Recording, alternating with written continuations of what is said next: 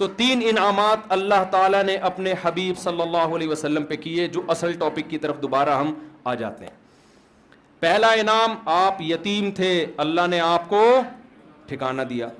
دوسرا انعام، آپ علم نہیں تھا آپ کے پاس حلال و حرام کا، اللہ نے آپ کو شریعت کا علم دیا۔ تیسرا، آپ غریب تھے، اللہ نے آپ کو غنی کر دیا۔ یہاں بھی ایک ٹیکنیکل پوائنٹ، پھر قیام تام کی طرف چلتے ہیں تو ذرا علمی باتیں ہیں نا بیچ میں آ جائیں۔ دیکھو، غنی کیا ہے اللہ نے، غنی کا مطلب کیا ہوتا ہے؟ ایسا انتظام کر دینا کہ آپ دوسروں کے محتاج نہ رہیں۔ آج ہمارے ہاں فقیروں کو بھیک دے دے کے اور بگاڑ دیتے ہیں، فقیروں کو بھیک دے دے کے۔ آپ تحقیق کرو کسی فقیر کے بارے میں، مستحق ہے نا، اس کو اسٹیبل کر دو۔ اور اگر آپ کو یہ اندازہ ہو جائے یہ کمبخت اسٹیبل ہونا ہی نہیں چاہتا ہے، اس کو لت پڑ گئی ہے، پھر مت دو اس کو۔ میرا بہت تجربہ ہوا ہے، کوئی نوجوان آیا بھیک مانگ رہا ہے، میں نے کہا کوئی بات نہیں، آپ کو کتنے پیسے چاہیے؟ جی 500 روپے چاہیے۔ میں نے کہا ہماری مسجد میں فرنٹ ایریا ذرا خراب ہوا ہے، اس کو تھوڑا صفائی کر دو، میں آپ کو 500 روپے دے دوں گا۔ ایسا غائب ہوا مارکیٹ سے شارٹ۔ اس کا مطلب یہ پروفیشنل بھکاری ہے، اس کو آپ 500 روپے دے کے غنی کر دو گے۔ اور زیادہ غنی کی ڈیفینیشن سمجھ میں آئی؟ مالدار ہونا نہیں ہے، غنی مستغنی سے نکلا ہے، بے پرواہ، کسی کی ضرورت نہیں ہے۔ ہمارے نبی غنی کرتے تھے لوگوں کو اور غنی بننے کی ترغیب دیتے تھے۔ مشہور واقعہ ہے نا، ایک شخص بھیک مانگنے کے لیے آیا، آپ صلی اللہ علیہ وسلم نے اس کو حکم دیا کہ گھر میں جو کچھ ہے لے کر آؤ۔ وہ برتن لے کر آیا، اس کو آپ نے بیچا، نیلام کیا، کلہاڑا دیا، کہا جنگلوں سے لکڑیاں کاٹ کے لاؤ بیچو۔ وہ لائے، 1 درہم کے 2 درہم، 2 کے 4 درہم ہو گئے۔ تو یہ نبی نے ان کو بھیک نہیں دی بلکہ ان کو کیا کر دیا؟ غنی کر دیا آپ صلی اللہ علیہ وسلم۔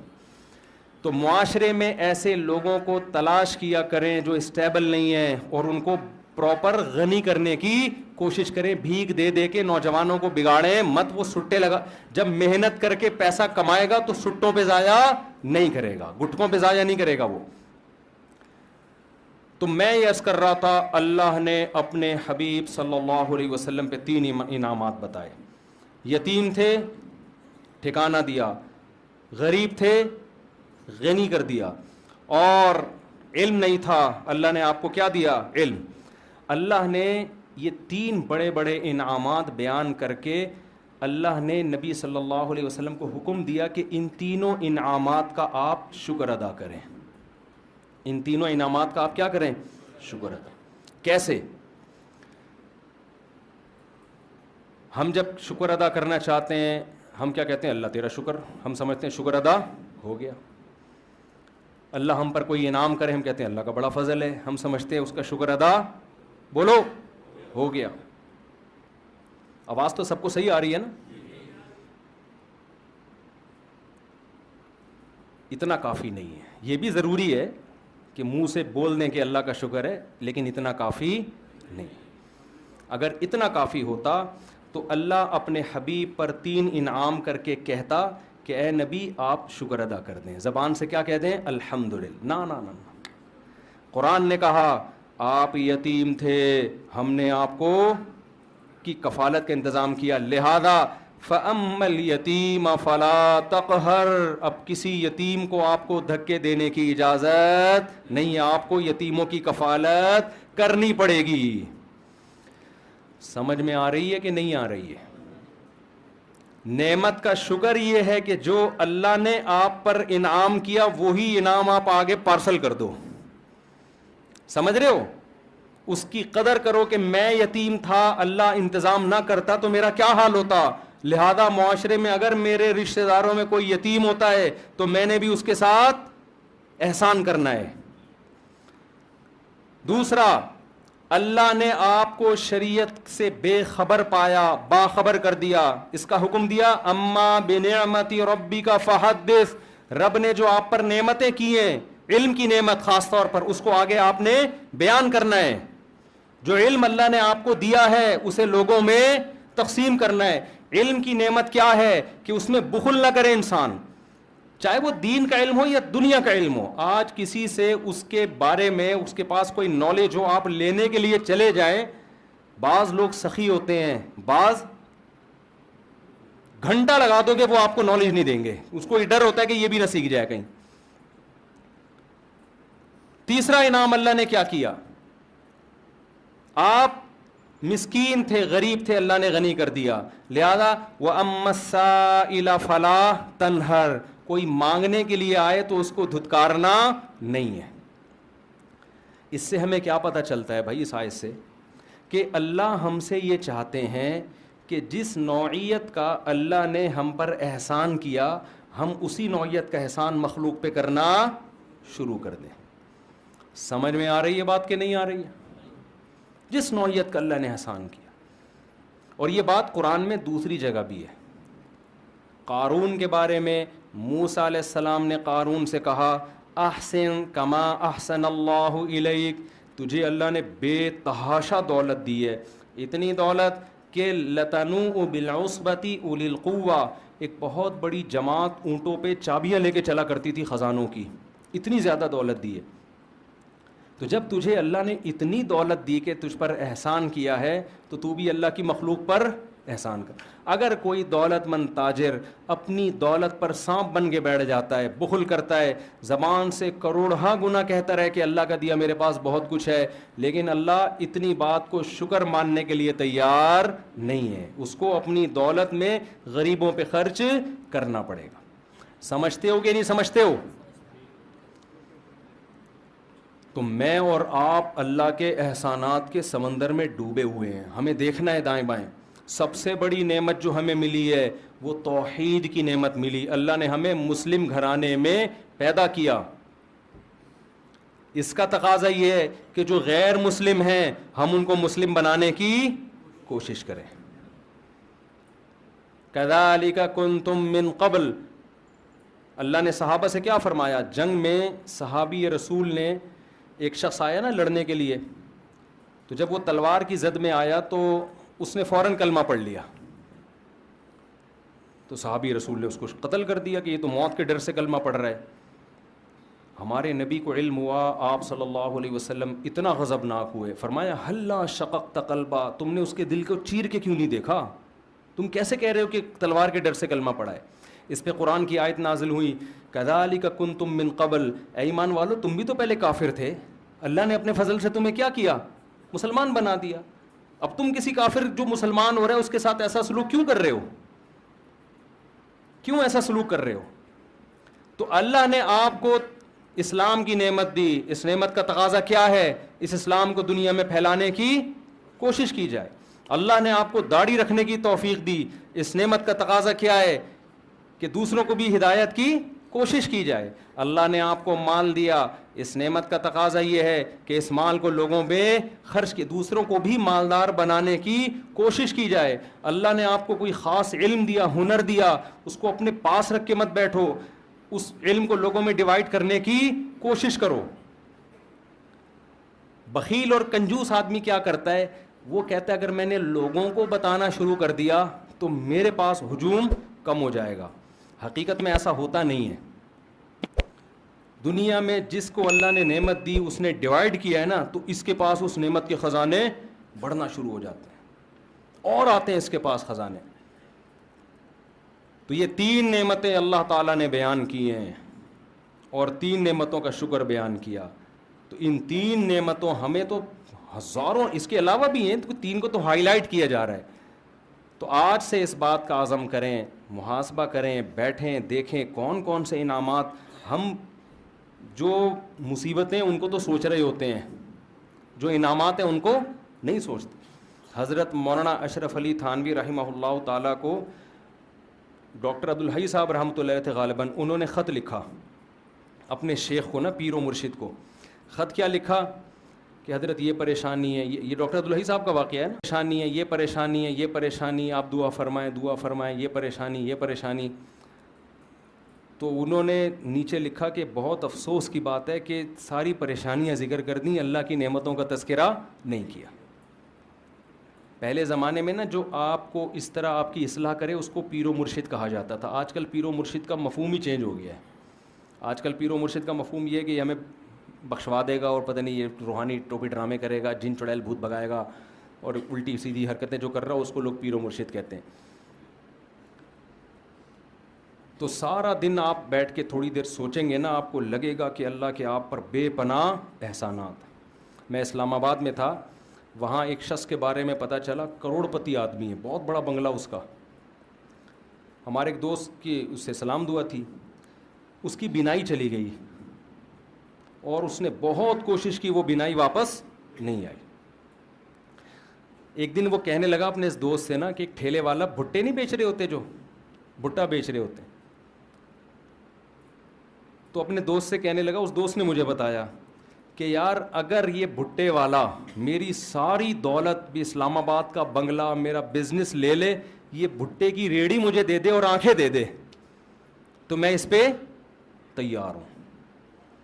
اتنی بڑی نعمتیں ہیں جو اللہ نے مجھے اور آپ کو عطا کی ہوئی ہیں، اتنی بڑی بڑی نعمتیں، ہم پریشان کیوں ہوتے ہیں؟ ایک دن ایک صاحب میرے پاس آئے اور اپنی پریشانیاں گنوانے لگے نا، یہ پریشانی، یہ پریشانی، یہ پریشانی، یہ پریشانی، یہ ٹینشن، یہ ٹینشن، یہ ٹینشن۔ میں نے اس کو کہا، میں نے کہا یار جو ٹینشنیں آپ بیان کر رہے ہو نا، جس سے آپ موٹیویشن لینے کے لیے آئے ہو، اس کے پاس یہ والی ٹینشن اس سے ڈبل ہے۔ سمجھ آ رہی ہے بات؟ اس کے پاس یہ والی ٹینشنیں کیا ہیں؟ اس سے ڈبل ہیں۔ تو میں آپ کی ٹینشنیں کیسے ختم کر دوں؟ میں نے کہا آپ کے ساتھ مسئلہ ٹینشنوں کا نہیں ہے، آپ کے ساتھ مسئلہ یہ ہے کہ آپ نے اس دنیا کو مسافر خانہ نہیں سمجھا، جو نعمتیں ہیں وہ دیکھ نہیں رہے، جو چیزیں نہیں ہیں ان کو ٹینشن سمجھ رہے ہو۔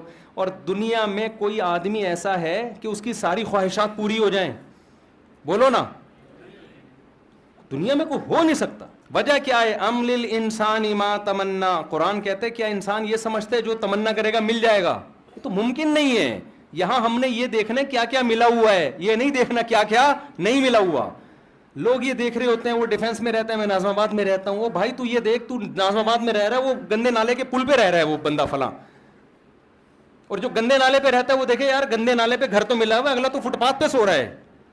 جو فٹ پاتھ پہ سو رہا ہے وہ کہے کہ یار میں سو تو رہا ہوں نا۔ بہت سے لوگ 1000 گز کے بنگلوں میں گدے پہ نیند نہیں آ رہی، وہ کہہ رہے ہیں فٹ پاتھ کی نیند اچھی ہے اس گدے سے جس پہ نیند نہیں آئے کم وقت کو۔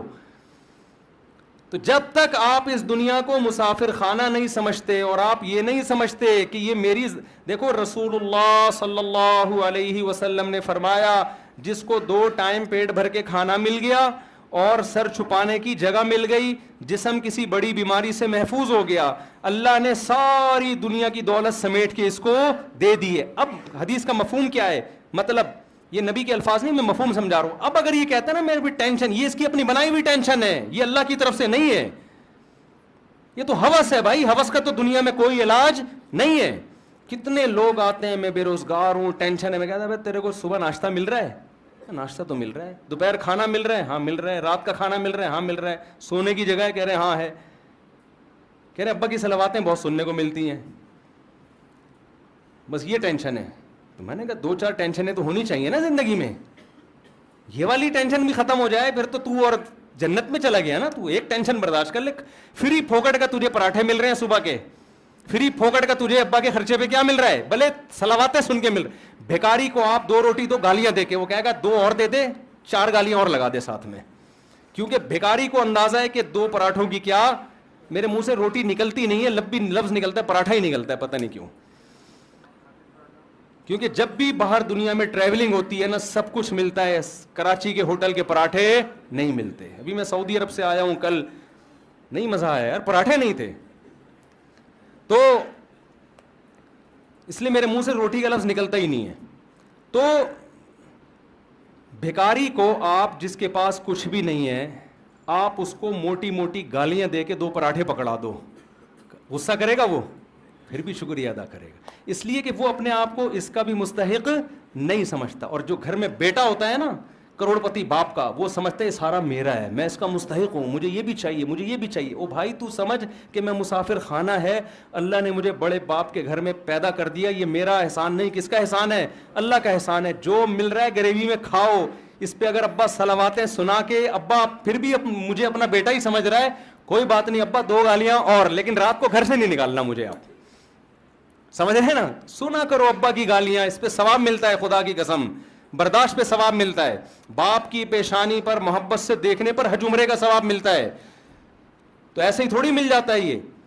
تو جب آپ اپنے آپ کو یہ سمجھو گے میں ان چیزوں کا مستحق ہوں ہی نہیں, تو جتنا ملے گا اس پہ کیا ہوگا, شکر ادا ہوگا. بھائی ہم تو اس کے بھی مستحق نہیں تھے, اللہ نے ہمیں یہ بھی دے دیا, یہ بھی دے دیا, یہ بھی دے دیا.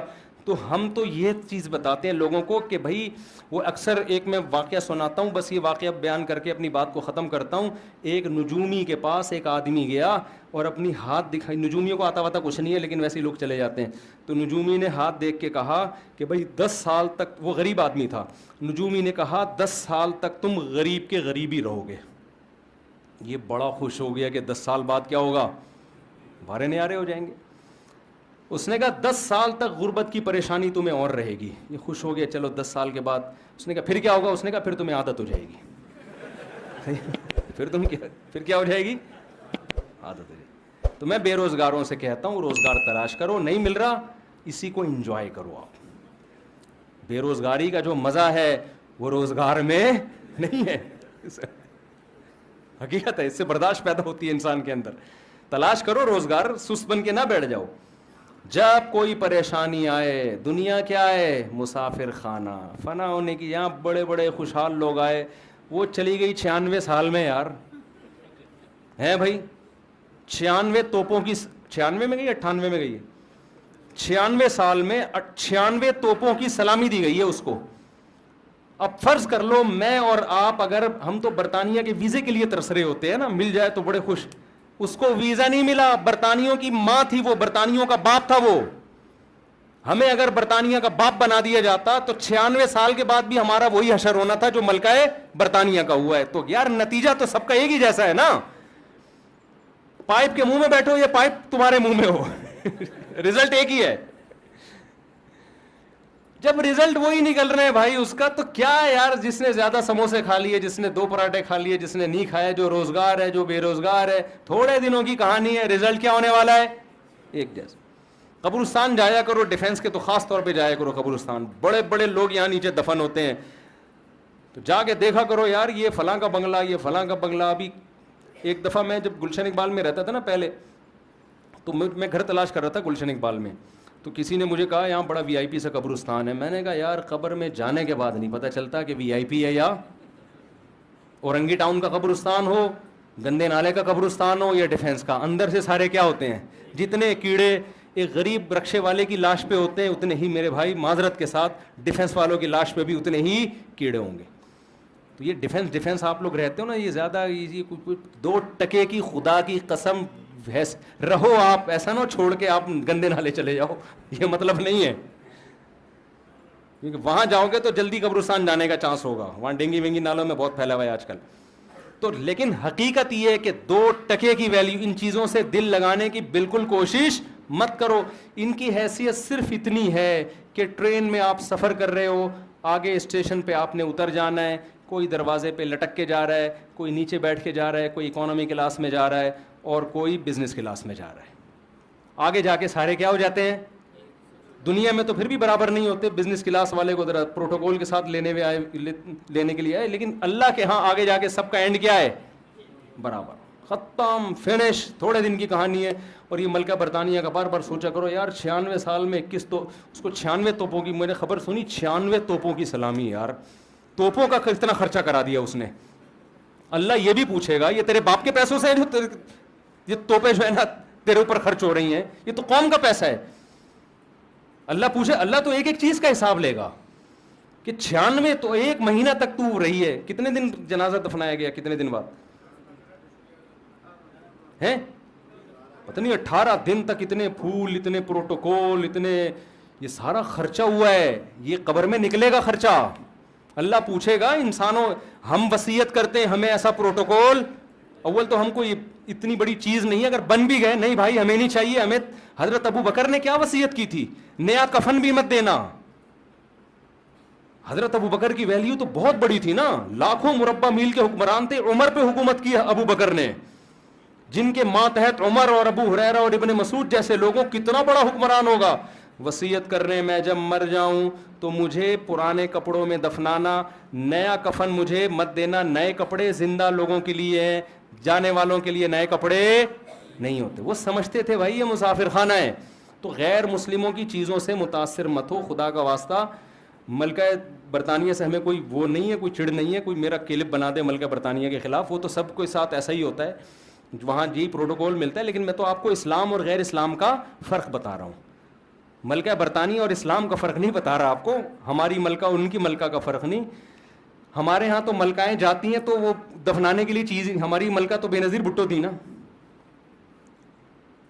ہمارے ہاں تو ملکہ جاتے ہیں الگ اسٹائل سے ہیں. کوئی بم دھماکے میں جا رہا ہے اس کو کیا پروٹوکول, ضیاء الحق گیا وہ بوٹی بیچارے کی وہ شہادت کے بعد کچھ 2-4 چیزیں ملی ہیں, تو ہم تو ویسے ایسا پروٹوکول دے ہی نہیں سکتے. ہمارے یہاں نیچرل طریقے سے نہیں جاتے لوگ, ٹھیک ہے نا, ہمارے یہاں نیچرل سسٹم ہی نہیں ہے بڑے لوگوں کے جانے کا دنیا سے. ہمارے یہاں کوئی دھماکہ ہوتا ہے وہ چلے گئے جی, اخبار میں آ گئے جی انتقال ہو گیا, کیسے ہوا یہ زیادہ ڈیٹیل میں جاتے ہی نہیں ہماری قوم. تو دنیا کو مسافر خانہ جب انسان سمجھتا ہے تو مال کی محبت اس میں کم ہوتی ہے, پھر اللہ کے شکر کرنے کا پھر شکر کرنے کا جذبہ پیدا ہوتا ہے. مجھے اللہ نے یہ بھی دیا, مجھے اللہ نے یہ بھی دیا, مجھے اللہ نے یہ بھی دیا, تو پھر خرچ کرے گا نا. پھر نبی پر اللہ نے احسانات گنوائے تو نبی نے بھی اس کا شکر ادا کیا, تو اللہ ہم پر بھی احسانات گنواتا ہے. اور اگر ہم یہی بیٹھے رہے ہم پر احسانات کیا ہے, میرے لیے تو یہ ٹینشن ہے, میرے لیے تو یہ ٹینشن ہے, تو شکر کے خاک ادا کرے گا بھائی. شکر وہی ادا کرتا ہے جو مانتا ہے کہ اللہ کے مجھ پر احسانات ہیں, اور مانتا وہ ہے جو دنیا کو مسافر خانہ سمجھتا ہے, جو یہ سمجھتا ہے کہ میری نیڈ یہ نہیں ہے, میری ضرورتیں یہ نہیں ہیں, مجھے میری ضرورتوں سے بہت زیادہ دے دیے. اللہ تعالی ہم سب کو سمجھنے کی, عمل کی توفیق عطا فرمائے.